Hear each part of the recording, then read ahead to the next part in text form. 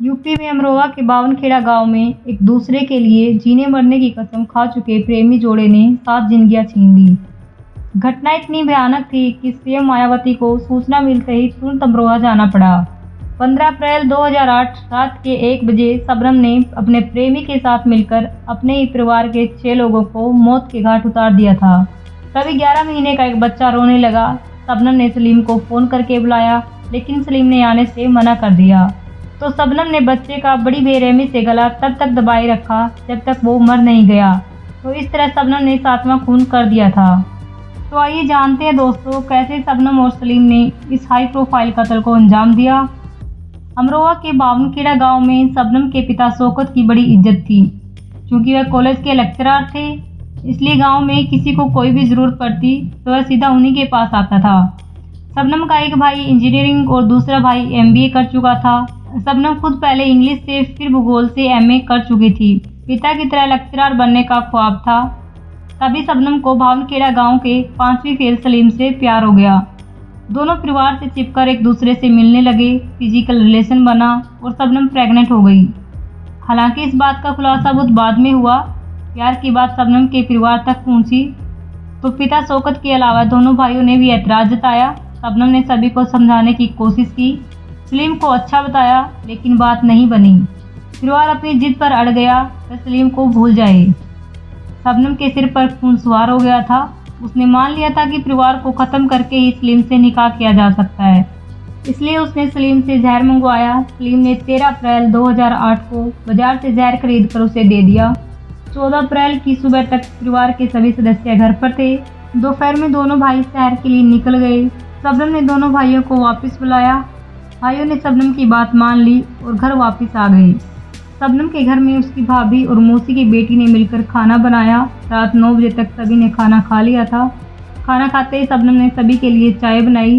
शबनम ने उबलती चाय में जहर की पुड़िया घोली और मिला दी।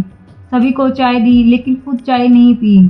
चाय पीने के बाद सभी अपने कमरे में गए, जहां उनका दम घुटने लगा था और वहीं मर गए।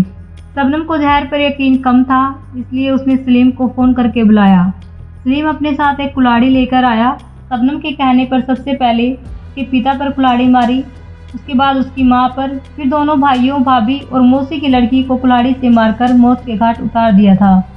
उसके बाद सलीम कुल्हाड़ी लेकर भाग गया। रास्ते में एक तालाब दिखा, कुल्हाड़ी उसी में फेंक दी। तभी सलीम के फ़ोन की घंटी बजी। दूसरी साइड शबनम थी। उसने कहा, वापस चले आओ, भतीजा अभी जिंदा है।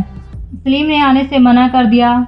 शबनम ने 11 महीने के भतीजे का गला दबाकर उसको भी मौत के घाट उतार दिया।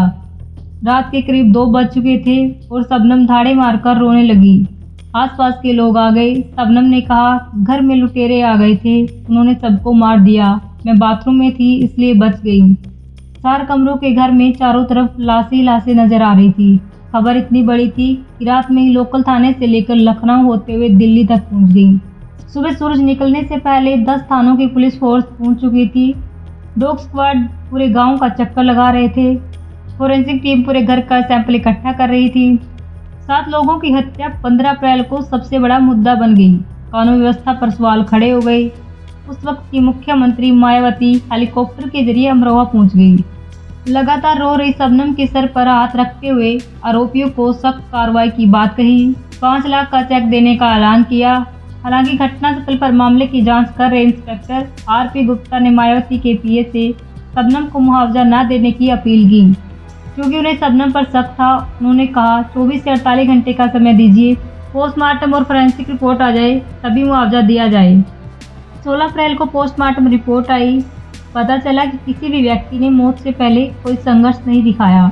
मतलब किसी ने भी कुल्हाड़ी के वार को रोकने की कोशिश तक नहीं की। ऐसा इसलिए क्योंकि जहर की वजह से या तो उनकी जान जा चुकी थी या फिर वो बेहोश थे। इंस्पेक्टर आरपी गुप्ता को यही पहला पॉइंट मिल गया था।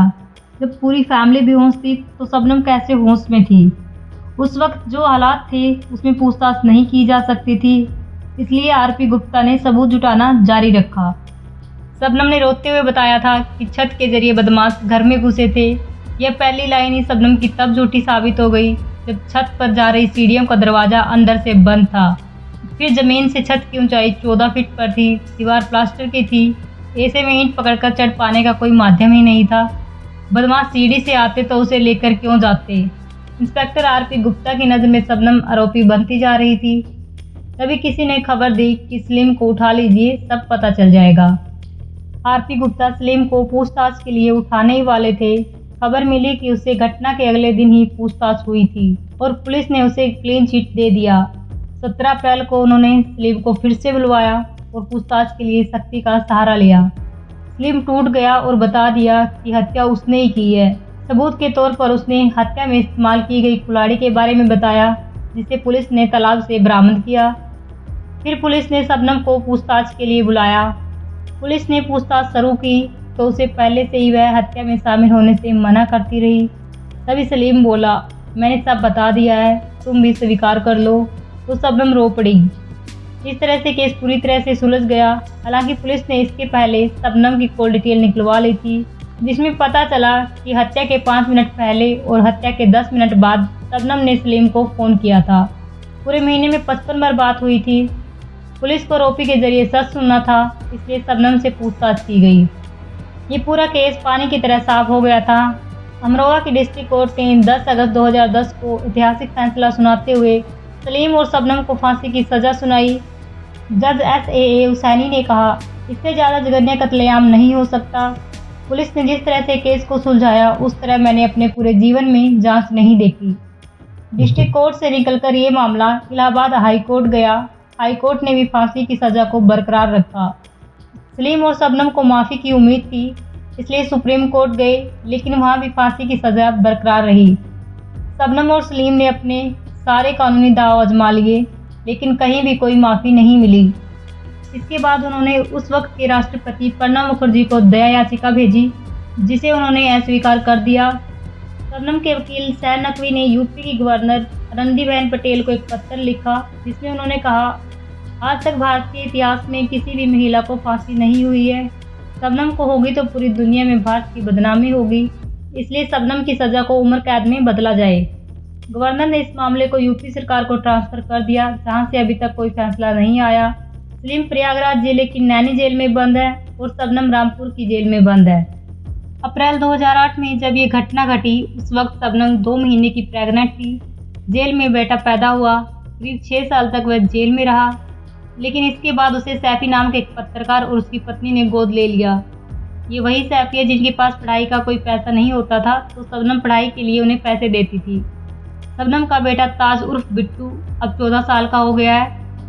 फिलहाल इस वक्त स्थिति एकदम से अलग है। बावनखेड़ा गांव में बदल चुका है। लोग शबनम या सलीम को याद नहीं रखना चाहते। यही कारण है कि पिछले 15 साल में न सिर्फ बावनखेड़ा बल्कि आसपास के 4-5 गाँव में पैदा होने वाले किसी भी लड़की का नाम शबनम नहीं रखा गया। तो दोस्तों, ये थी हमारी आज की कहानी। कमेंट करके ज़रूर बताएं आपको कैसी लगी। अगर वीडियो अच्छी लगी तो वीडियो को लाइक और शेयर ज़रूर करें और हमारे चैनल को सब्सक्राइब करें। जय हिंद, जय भारत।